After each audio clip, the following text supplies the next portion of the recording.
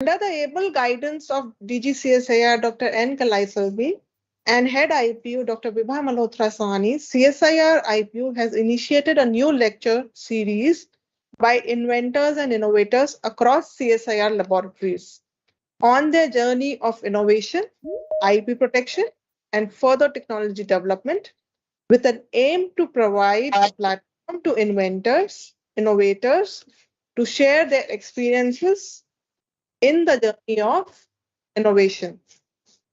We thank the DGCSIR and Head IPU for their kind support and encouragement in this endeavor.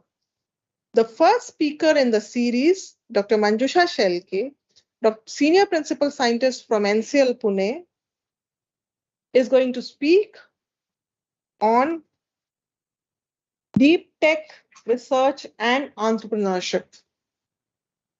Dr. Manjusha is not only an inventor, but also an entrepreneur and founder of spin-off company Rechargion Energy Private Limited. She is a material chemist with an extensive work on energy storage solution. She completed her PhD in 2006 from CSIR AMPRI Bhopal and got prestigious postdoctoral fellowships, scholarships to USA, France, etc. Presently, she is on Fulbright Nehru Academic and Professional Excellence Fellowship 2022-23 and is currently working at Purdue University, West Lafayette, USA. Without taking much of your time, I would like to now invite Dr. Manjusha Shelke to give her talk. The talk will be followed by a brief interactive session. Manjusha? Yes, ma'am. Thank you. I'll share my screen. Yeah.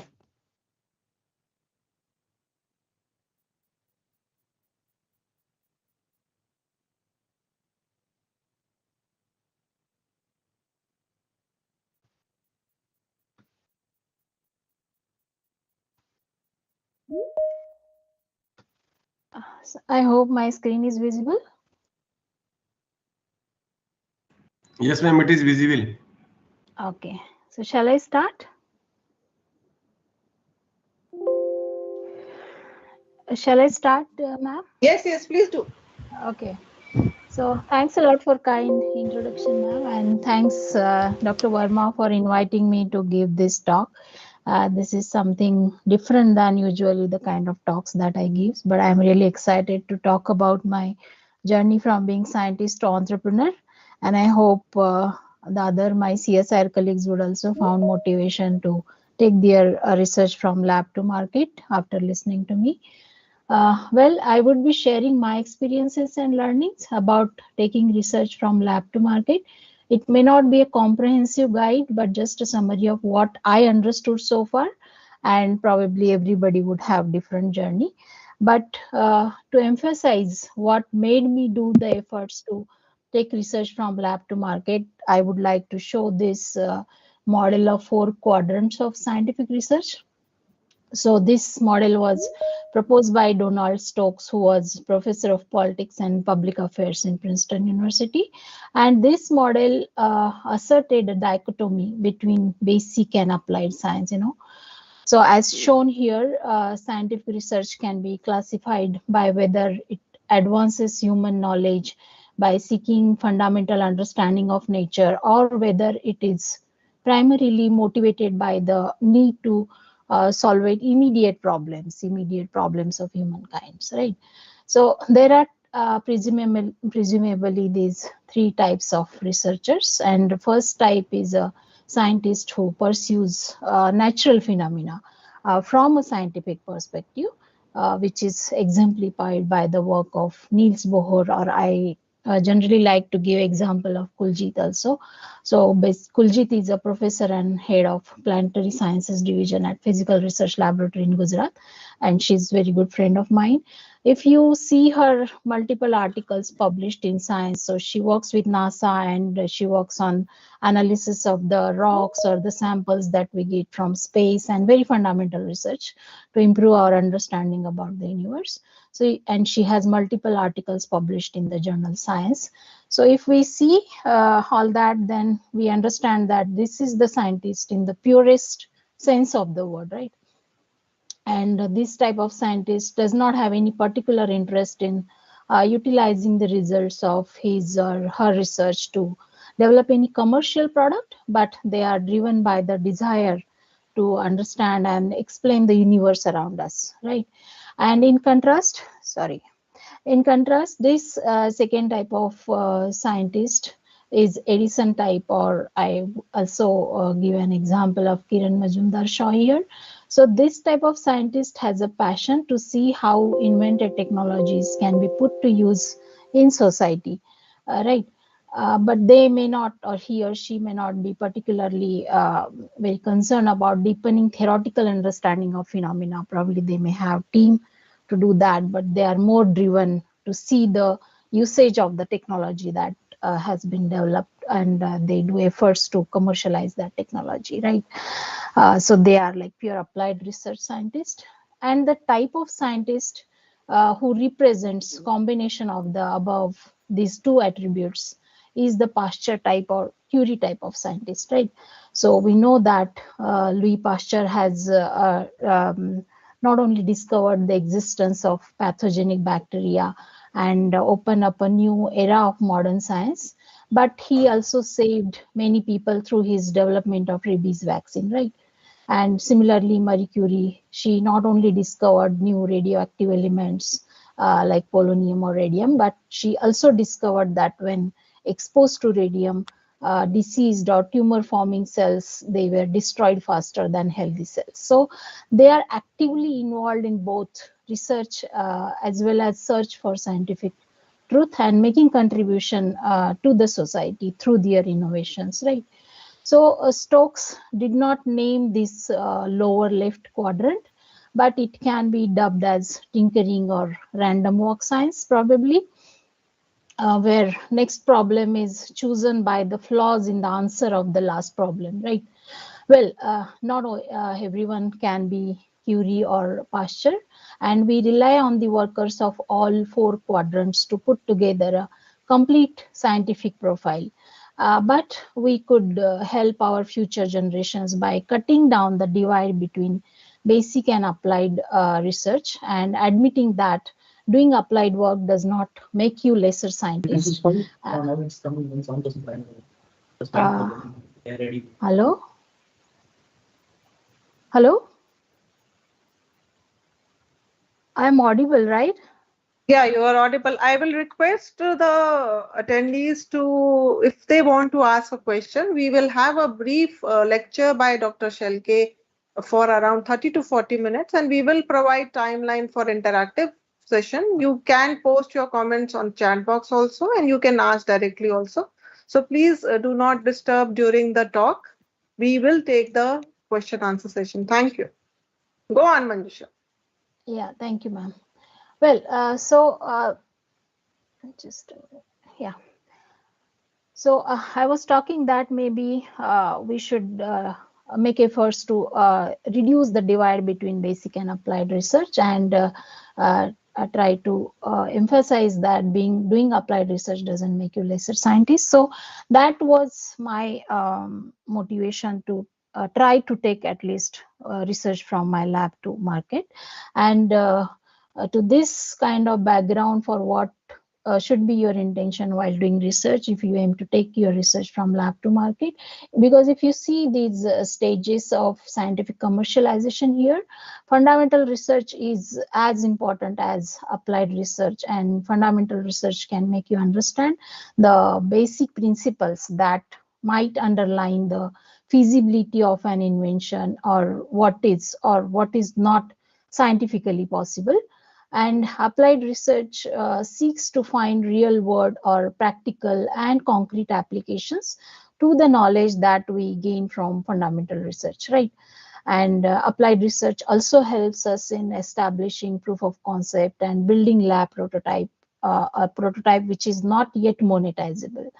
And to make this lab prototype monetizable or a commercial success, you need to do market research, right?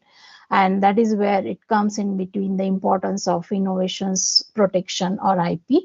Well, so I'll talk about that, but I guess I'm talking in IPU, so I should be careful about talking it because I am not really an expert in understanding IP and all, but I'll just tell about my own experience.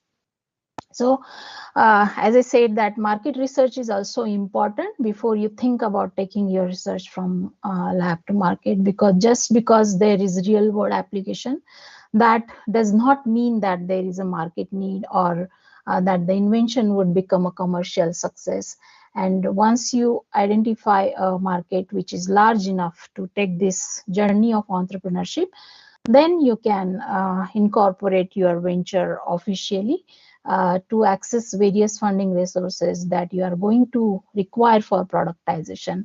And generally, first fundraise in case of DEEPTECH is for taking the venture off the ground and developing commercial prototype which is workable in actual application environment, because we do R&D in our lab setup, and we can get in that controlled atmosphere, we can get probably a good data and kind of things, but it's not always easy to scale that and make it a commercial product.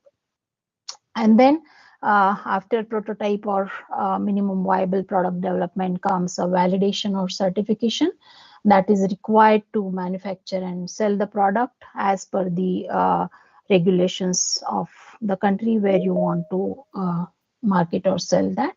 And then productization.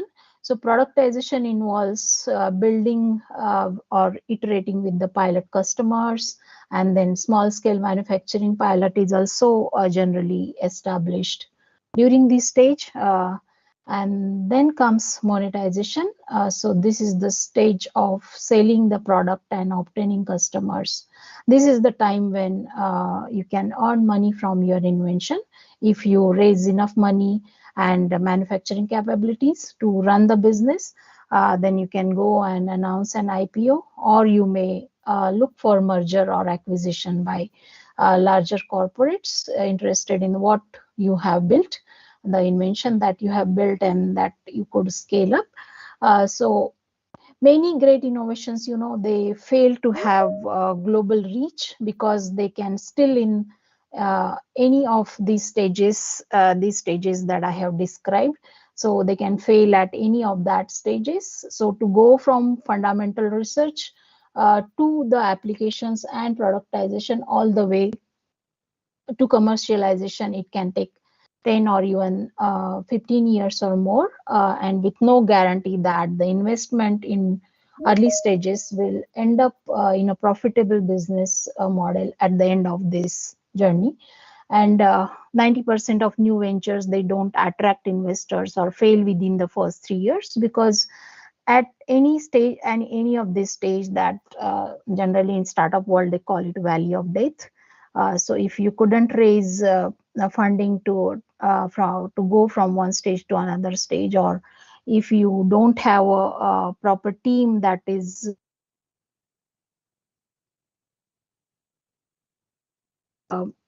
product market fit is not really appropriate, or if the market that you initially assumed is not any more viable. So there can be several reasons for startups to fail. So it is really important to de-risk your systematic plans to de-risk your innovation and your business at each of these stages, if you can really make a DEEPTECH startup a successful entity. Well, so this is what I understood from my 2 years of experience with Venture Center and the mentoring sessions and the lectures that I have attended. But I have not yet reached to a stage. I am right now at this stage of prototype development. So I don't know what will happen in the next stages of my startup journey. Well, I'll show you step by step, like how I have moved from fundamental research to through all these stages, and right now I'm at this stage. So my research group started started doing research on materials several years back with expertise in materials chemistry. So I had basically expertise in materials chemistry, nanomaterials, and synthesis and characterization. And this fundamental research was funded by several government funding agencies and supported by collective efforts that I have done with my students and collaborators. So eventually our team has focused on applied research, and we have started studying our innovative materials for device development of alternate battery chemistries. Initially, I was part of CSIR STAPSON program where that was being led by Sekri, and I was one of the project investigators from NCL on lithium ion battery development. But then I understood that there is a requirement of future beyond lithium ion battery technologies, and we started working on lithium sulfur and sodium ion batteries. And then with some innovative materials, we have filed 6 patents around these two technologies, 4 for sodium ion and 2 for lithium sulfur. And at this point, you need a dedicated or smaller team of students so even I also had a couple of my students working on lithium sulfur and some of them working on sodium ion battery, so that they can focus and they can divert all their research intensity towards this particular application, try to understand the problems, and then devise the solutions. So at this stage, we have also started protecting our innovations by filing patents. Well, so one thing, yeah, so these are our materials innovations for sodium ion battery that we have tested in our lab in the form of coin cells. And you can see here that our sodium ion battery in form of coin cells, we could test even for more than 4,000 cycles. So this is our initial proof of concept establishment, and we filed 4 patents around this technology. And this is, I mean, I'm not showing all the data, but just representative data of these 2 technologies that has established our proof of concept for these battery technologies. And we have also filed 2 patents for lithium sulfur battery, one for sulfur host material and another for separator coating material. And after that, so initially I was also not really aware, I would say, that how important it is to protect your innovations and filing patents, because we are more publication driven, and then we think that patenting is a long process and we just directly go for publications. But thanks to our intellectual property group in NCL for making us aware through continuous seminars and then following it up with personally and then pursuing with us, then we understood, and then now we try to protect our innovation first before filing patents. So it is really important to protect your innovation, because patents are the most preferred form of IP rights in relation to technology innovations, right? And also it is possible to derive value from patents by licensing them, or they are really important to create or finance a spin-off company. And I understood that when I have raised equity funding recently, so during due diligence, so it's not really easy that to find investors who are willing to invest in your company, and in that IP plays a most important role during due diligence process. It's really it helps in building their confidence in your startup. So the role of researcher in patenting process that I understood from my experience with our intellectual property group is to first alert the institute about your invention by filling out the invention disclosure to institute's IP office as early as possible, and then prevent any public disclosure till further instructions from your IP office. Provide them all the supporting data for the claims that you are making in your invention. And because the inventor or the scientist or researcher knows the invention better than anyone else, so we can direct the IP group to emphasize essential claims, what is important, what is and arguments against the prior state of art, that we can probably give more feedback to them and provide critical inputs throughout this patenting process. But the challenge is, so I was just, I mean, since when I have incorporated startup, I used to look for patenting landscape of different countries, especially in energy storage, where more patents are filed and all. So India is not really ahead, despite of having the largest human resources, or we have now at number one in terms of population, right? But in number of patents that are being filed from India are not among top countries.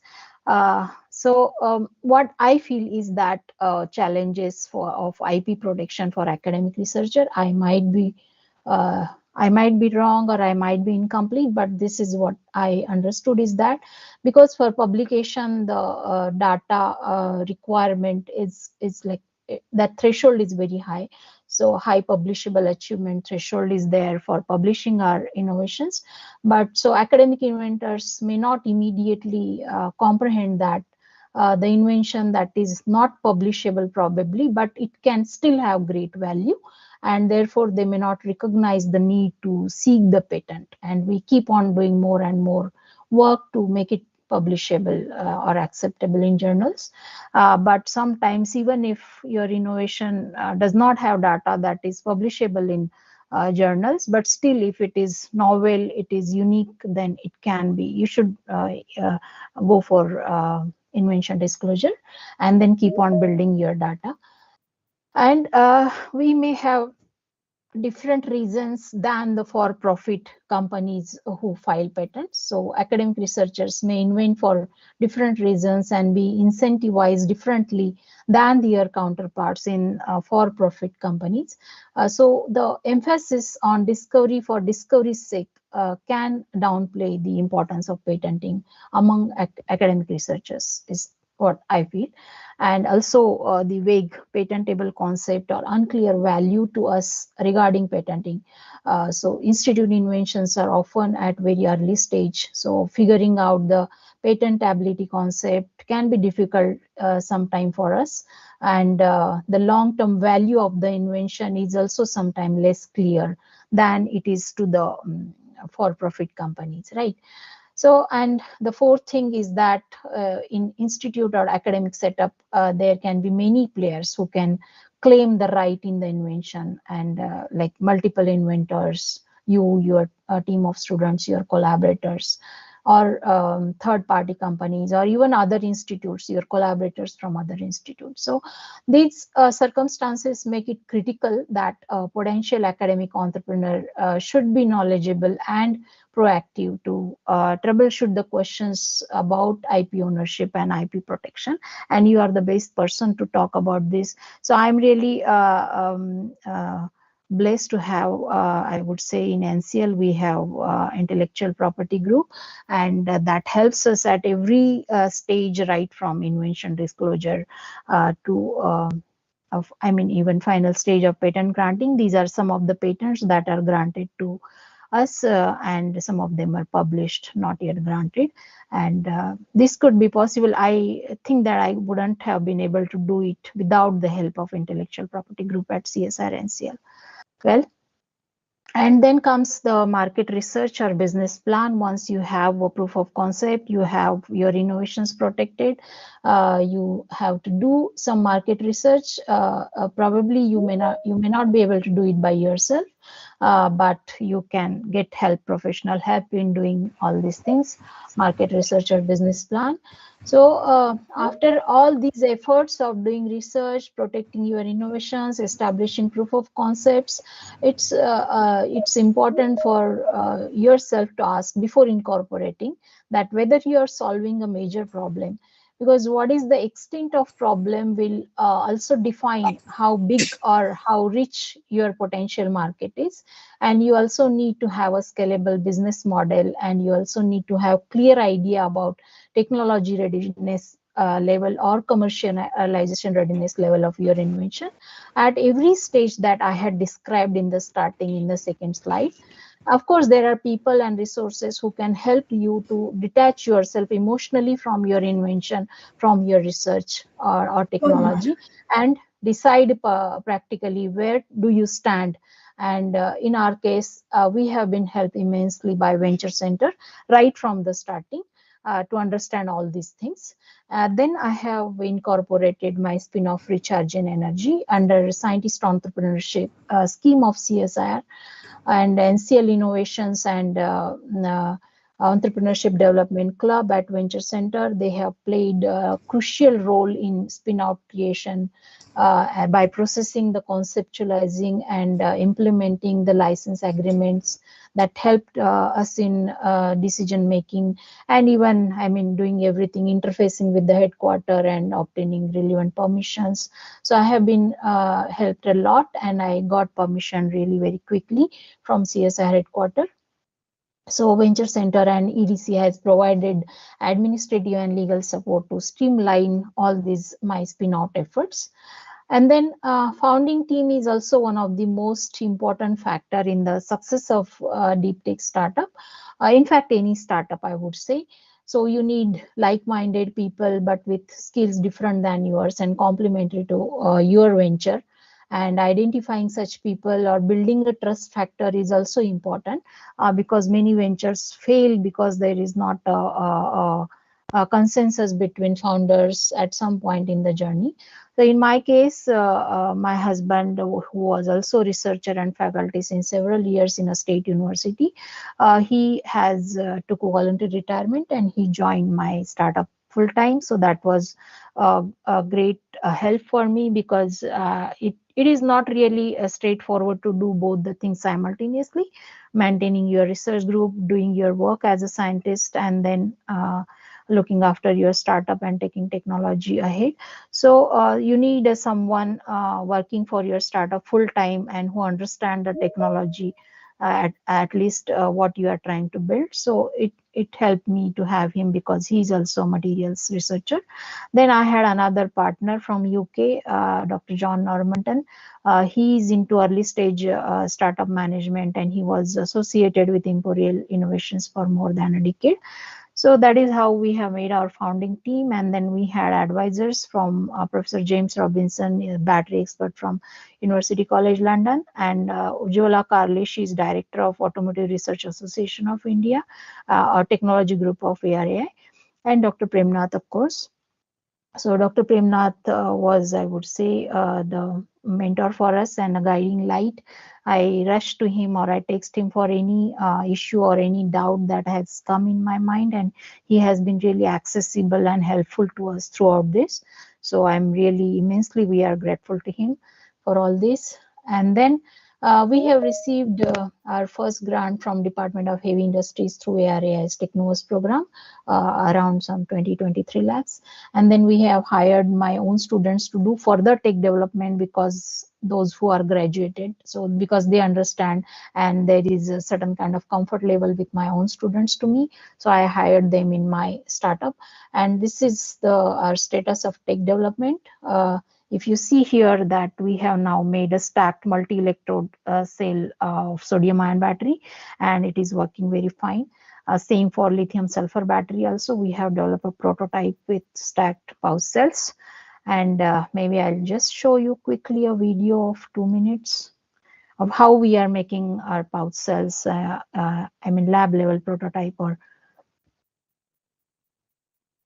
that helped us to generate further more funding.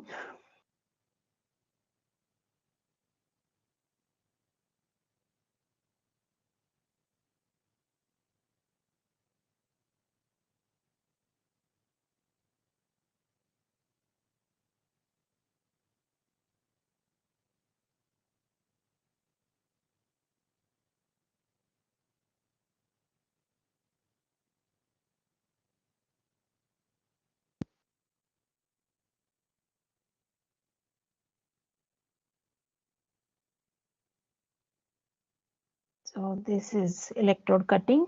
So we have done first electrode coating on current collector, calendaring, and then now we are cutting the electrodes in required dimensions for making pouch cell electrodes. And this is the stacking machine where we can stack multiple electrodes together to get required capacity or current in your pouch cells.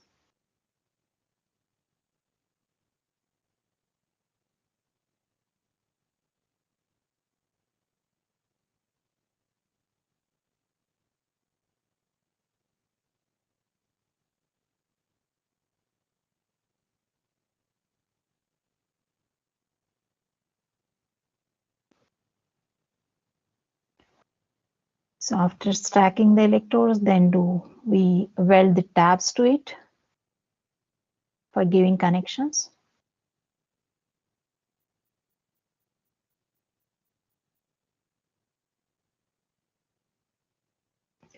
And then we make a pouch with pouch forming machine, and we put this stacked electrode inside, and then we seal this pouch cell from 3 sides, and we keep one side open to feel the electrolyte inside. So now electrolyte filling is done in inert atmosphere inside the glow box.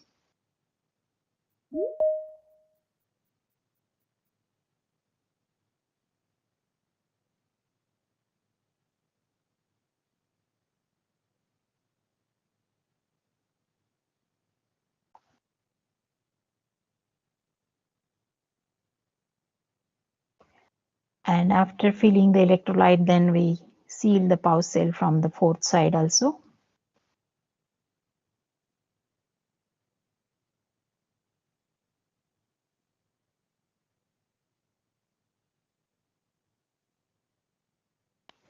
So the pouch cell is now ready, and then we do formation cycle.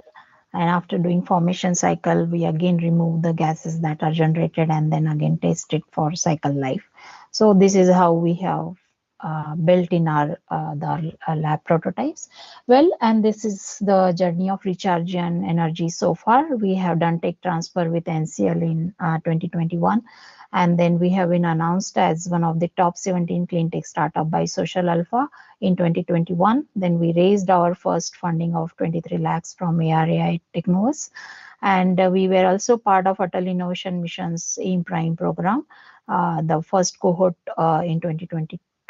And then I was also part of UK India Tech Startup program that was from British government and Cambridge Cleantech and Triple Chasm. And then recently I have participated in Soft Landing New York program of Kaufman Southern Tier Incubator. So it was fall 2022 cohort, and I got a lot of information about the battery innovation ecosystem that is being built in New York State, and made a lot of connections through this program. And this is our funding status now. We have recently closed our seed round. We have raised nearly $1 million US funding through different resources. So we have got biggest grant from ARAI's Industry Accelerator. So ARA MTF is Advanced Mobility Transformation and Innovation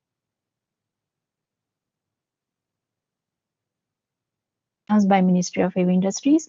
And the condition of that grant was to have a 20% matching grant. So we raised our first equity investment also from Social Alpha, and then we are also winner of the United States India Educational Foundation's Technology-Based Energy Solutions Innovations for Net Zero program this year.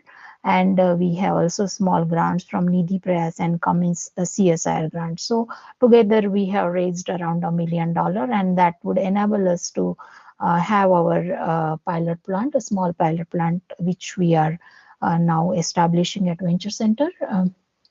So we hope to see that our workable prototypes of sodium-ion battery would soon be realized. And so what I observed or I experienced throughout this journey of taking research from lab to market is that even though we have protected our innovations in materials, in our experience, it is really difficult to scale such alternate energy solutions from lab to commercial prototype level. And it took us nearly a year to optimize stacked pouch cells and get consistent performance, even when coin cells were working very fine. So based on our experience, we did publish our review or opinion for what should be the consideration strategies to make sodium-ion batteries practically workable and commercializable for the benefit of the people who are also trying to build such kind of solutions. And after publication of this article, we have got wide publicity in several newspapers as well. And recently, I have also been invited on a panel discussion for opportunities in clean energy and energy storage for the annual Global Trade and Investment Forum of Center for International Business Advancement in New York City. And I had with on panel Jacob Warrington, who is CEO of US Grid Company, and Shailesh Upreti, who is CEO of C4V, startup from Nobel laureate Professor Stanley Whittingham at Binghamton University, SUNY Binghamton.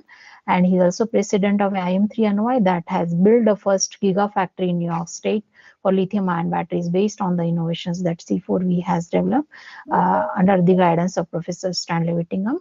And then we had other startup founders from different countries. And Pear Stormhawk, Pear is the one who has raised around $130 million for this gigafactory, and he's assistant vice president of innovation and economic development at SUNY Binghamton.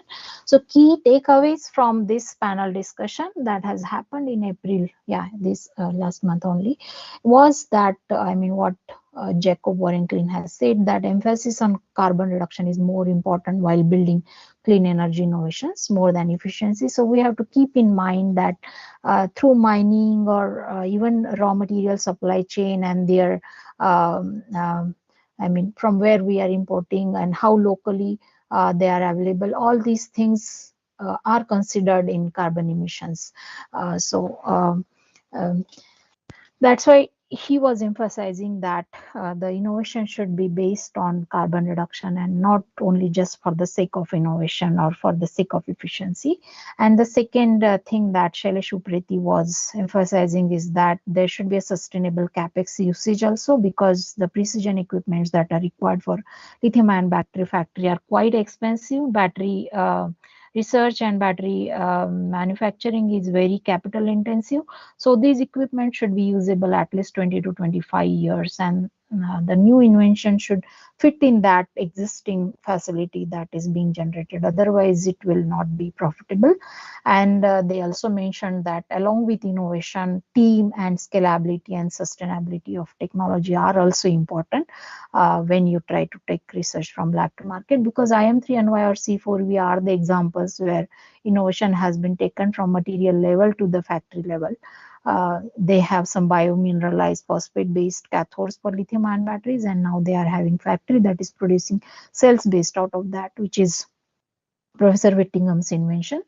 And this is the factory that I have visited. I got to visit this IM3NY gigafactory as well.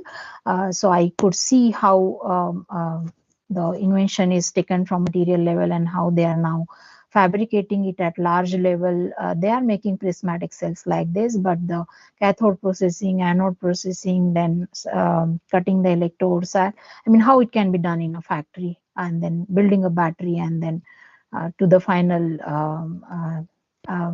finalized product, how you can go from research to this level, that I could get an idea about. So I hope that this will also help us in further journey of Rechargian.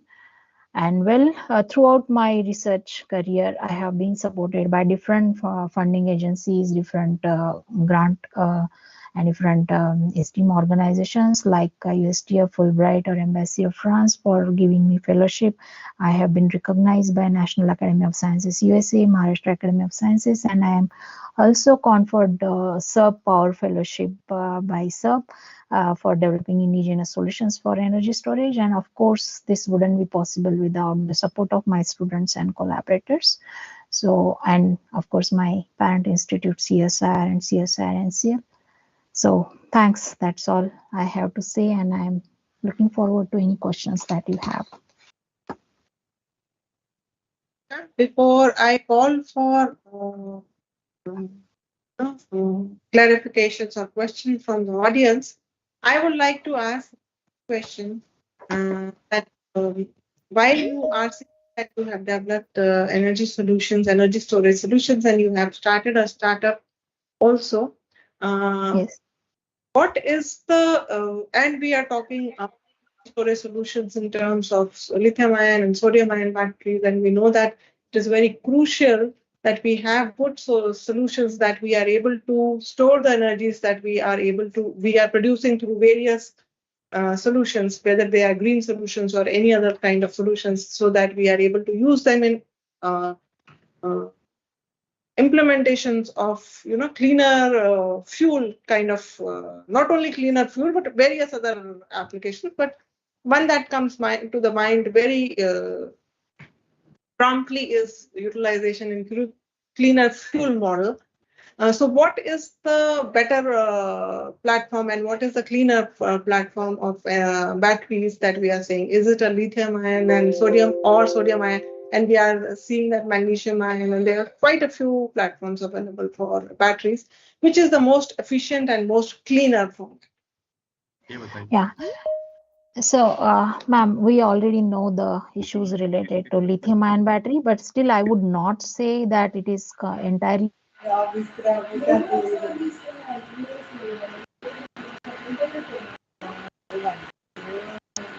Yeah. So, Hello. so please,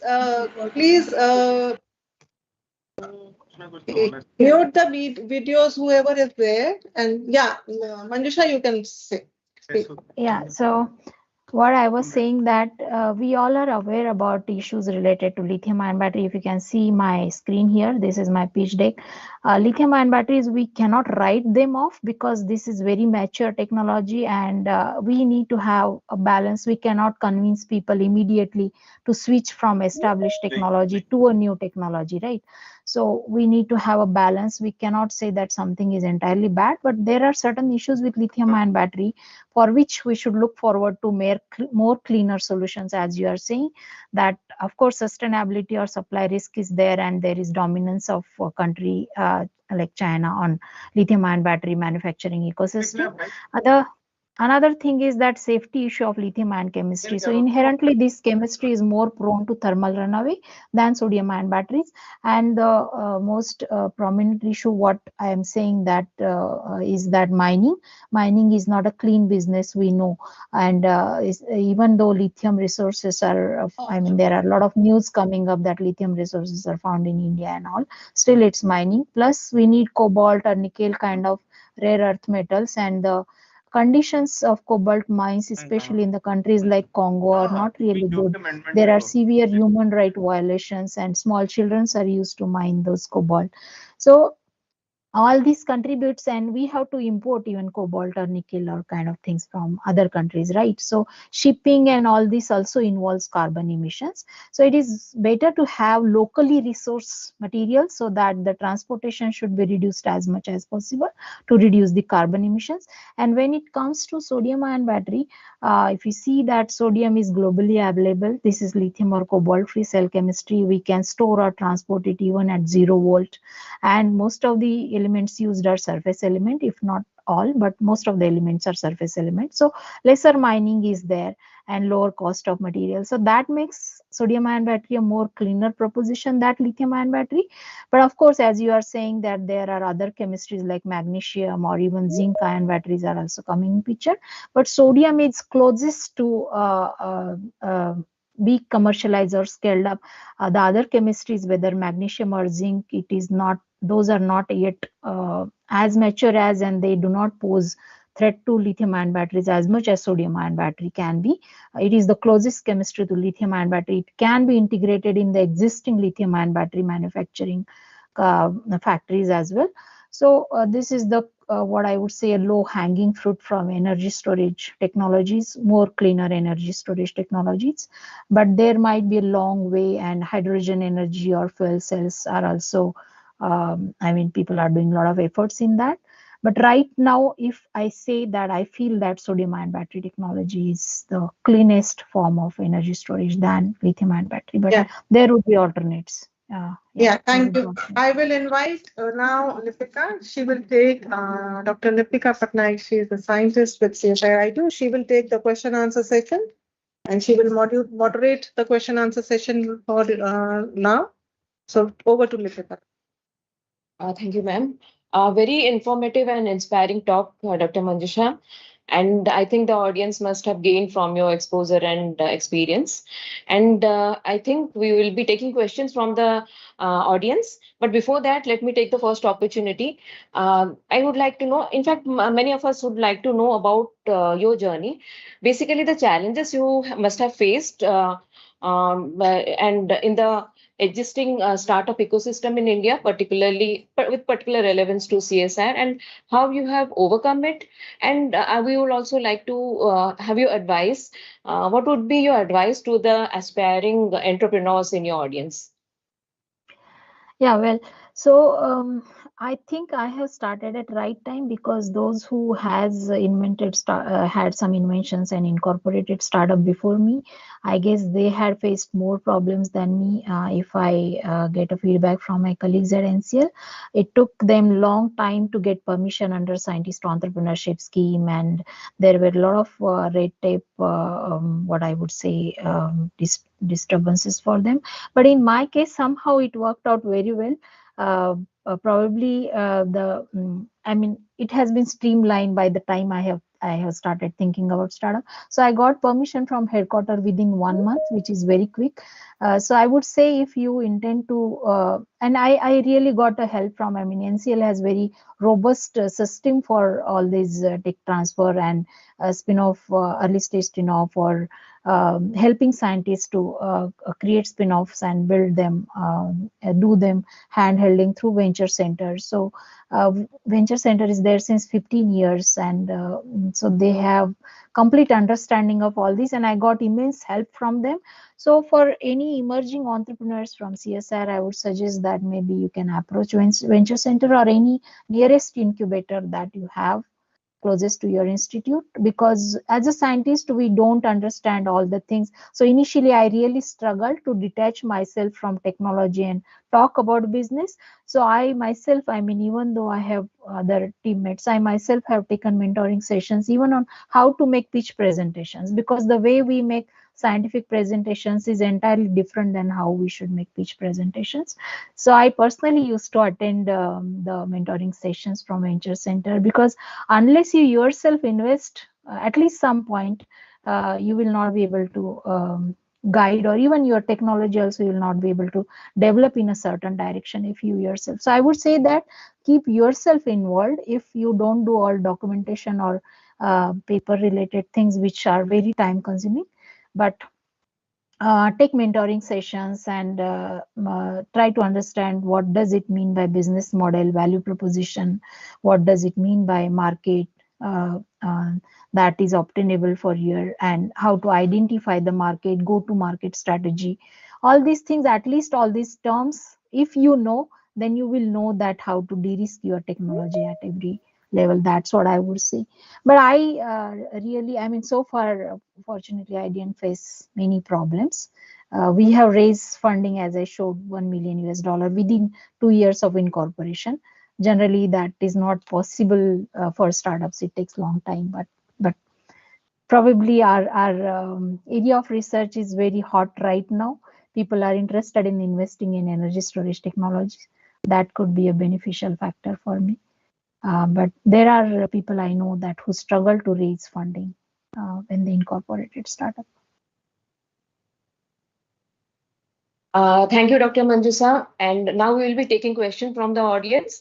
So please raise your hands, introduce yourself, and followed by your questions. I think there is a question from Dr. Rajesh from CMERI. Dr. Rajesh, please.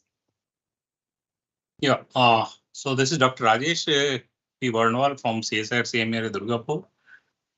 Thank you, madam, basically for giving such a nice presentation, and a kind of really it's a remarkable journey of entrepreneurship.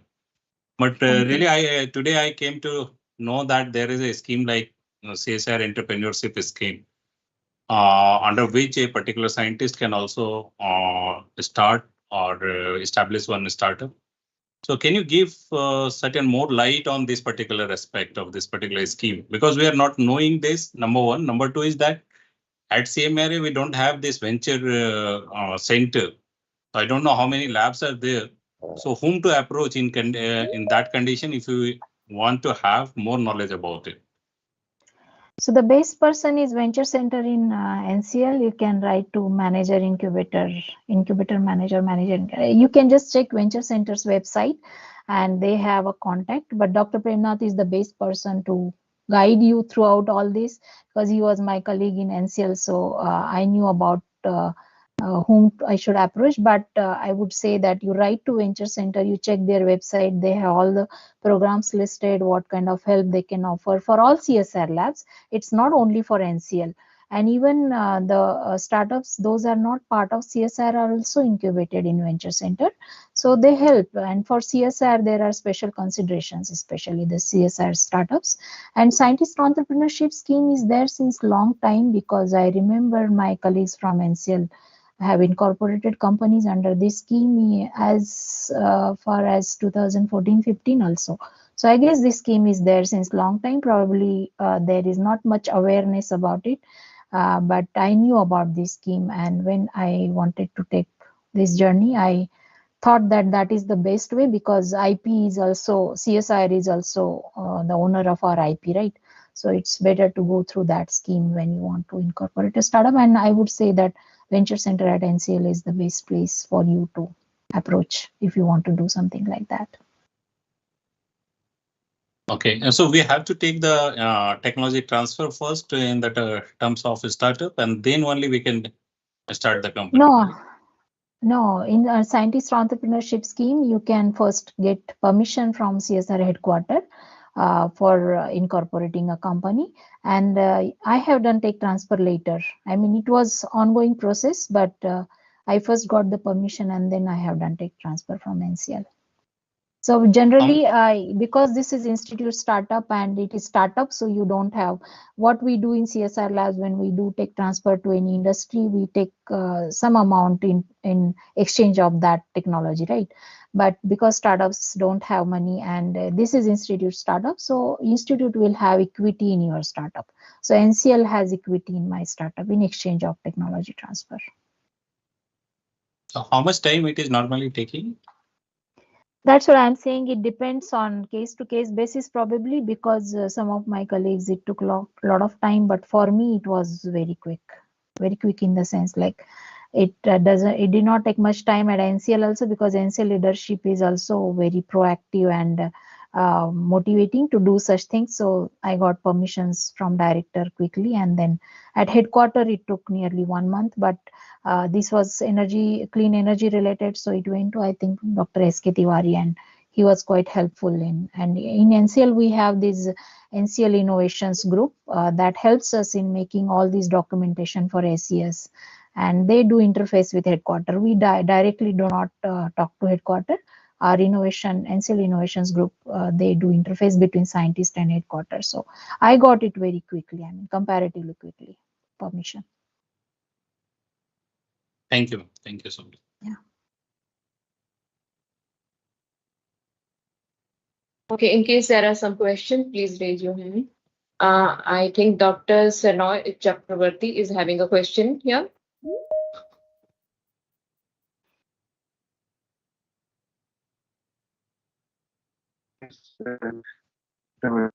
I'm a PhD scholar at CSIR, right? I attended your program under Dr. DEEPTECH. He is also in the same year, right? So I wanted to ask that how do you solve the moral conduct question? Like there are some things which are poisonous in your batteries too, or in the lithium-ion batteries in the case of cobalt mining, which is very poisonous to the people who are doing it. So how do you solve the moral question to protect your IP? No, we are not using cobalt in our batteries. So basically, our sodium-ion battery is based on mostly. But right now, I mean, the cathode that we have tested, it has vanadium to certain extent. But lithium-ion batteries are recyclable, same as sodium-ion batteries, and we are also working on replacing vanadium from our cathode. So we are not using any toxic elements in our innovation. Okay, thank you, ma'am. Any more questions?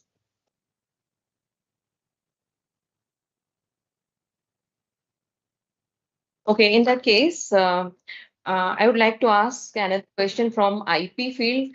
Dr. Manjusa, have you done a IP valuation before entering into such a system, your entrepreneurship? Yeah, it is advisable to do that, but in my case, I mean, we haven't done it through like proper FTO or kind of analysis through professionals, but we have done it at our level. We just have done I mean, we have UDeep in NCL campus also, so we have just we can just take their help in doing FTO analysis. But in my case, because I was already doing a research, industrial research also, so we have done it at our level, the IP analysis. But now after first fundraise and when we'll be going into productization, probably we'll do it again through a professional who can do FTO analysis and IP mapping for us, not only in India, but in other countries also. So we will, because IP was already granted to us, so I guess we are good to incorporate a company, but yeah, further we need to do more in-depth analysis. so I would like to ask the audience if there are any questions regarding innovation protection, that is IP protection or technology transfer processes. The IP protection questions can be diverted to head IPU, and the technology transfer questions may be directed to head TMT, and you can write a mail to them. Go ahead. This is what I needed to give an input because there were a lot of questions. There was some discussion, a small discussion on technology transfer part and whom to approach. Some laboratories do not have as good system as NCL has of venture center, and they might find it difficult to do that. You can always seek guidance from CSIR headquarters. Go ahead. Yeah, so that is one thing I would suggest, that seek guidance, ask for help, because sometimes as a scientist we think that we have established some sort of career and we hesitate from asking for help. But if you really want to go into startup ecosystem, you ask for help, because we don't know many things. I have learned many new things in last 2 years, so seek for help from those who know this, who are already into that. Who would be the right person at headquarters to contact with? TMD head actually the TMD head and IPU head are same currently. Dr. Vibha Malhotra Soni, she is heading both the divisions, IPU and TMD. So any queries currently can be directed to her directly, and she can then pass on, depending on the theme and the lab that you're working on, to respective people, whether it is IP related question or it is technology transfer related questions. So you can do that. One more input I would be requiring from Dr. Manjusha. Basically, how much time it took for basically taking the patent on your technology? As because you have waited for a kind of granting of the patent, not only filing, right? No, some of my patents are published. So the patent that has been granted for the work that I have done in, say, 2013-14, so those patents are granted. But the one for sodium-ion battery, which we started like few years back, it is published. It is not yet granted. So patenting is quite long process. But I think after filing provisional patent, it is likely like it's protected and you can go for publication also. That's what I understood. But patenting is, in my opinion, is quite long process. Okay, I think there is another question from Dr. Anil Kumar from TKTL. Dr. Anil, please. Am I audible? Yes, you are. Yeah.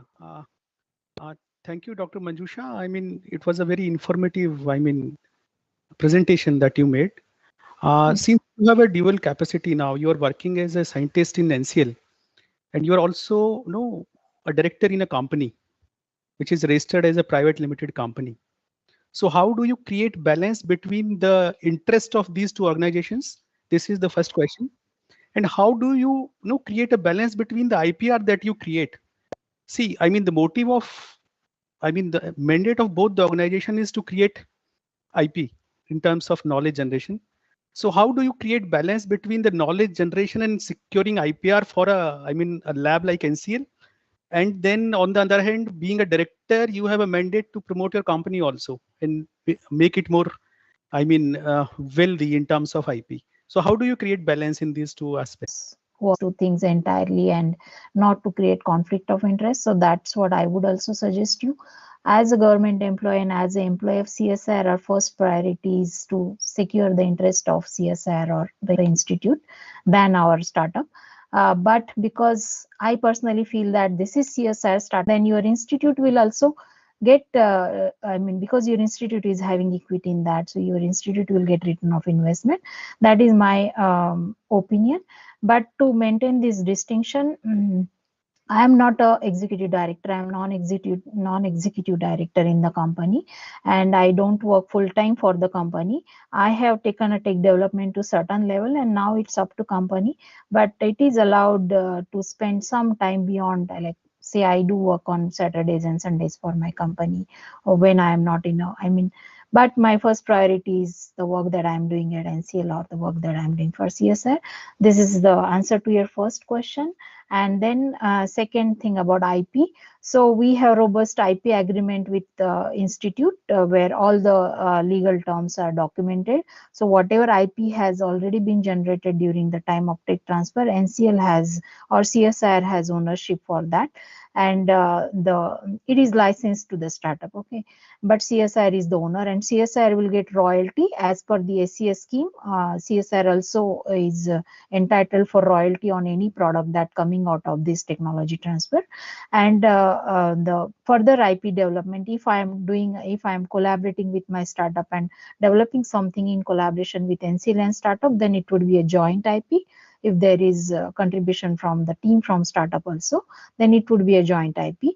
And if my startup is doing something entirely new development without involving me or my team, based on the team that they have generated, then they can file their own IP, which is built on this existing IP also, but they can have their. But in that case, all the cost or the processing has to be done by themselves, and NCL will not be involved in that. So this is how, but this is all documented in a proper agreement with NCL, and that is where again Venture Center and EDC has helped us. So there is an agreement in place for IP sharing also.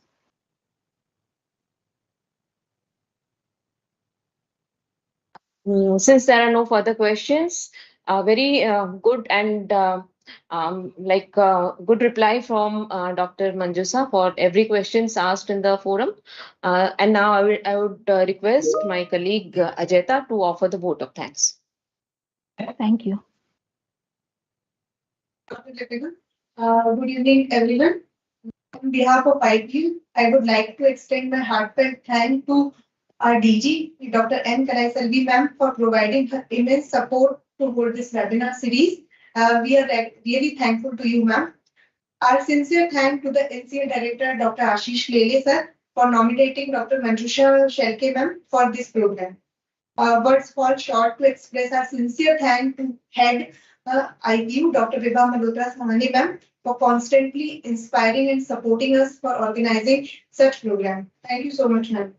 On behalf of CSR family, I extend a hearty vote of thanks to our family member and guest of the day, Dr. Manjusha Shelke, ma'am, for sharing her journey from a scientist to an entrepreneur. Your experience and journey will definitely inspire all the participants in this webinar. A big thank to all the participants. A big thank to all the participants for attending this webinar and making this a great success and memorable one. I would also like to thank Team SCDD and Team IT for their all-round efforts in giving the webinar series a wide coverage. And last but not the least, thank to all the members of CSI family who have directly or indirectly helped in hosting this webinar series. Once again, thanks to all of you. Thank you so much. Thanks for having me. Welcome. You are most welcome.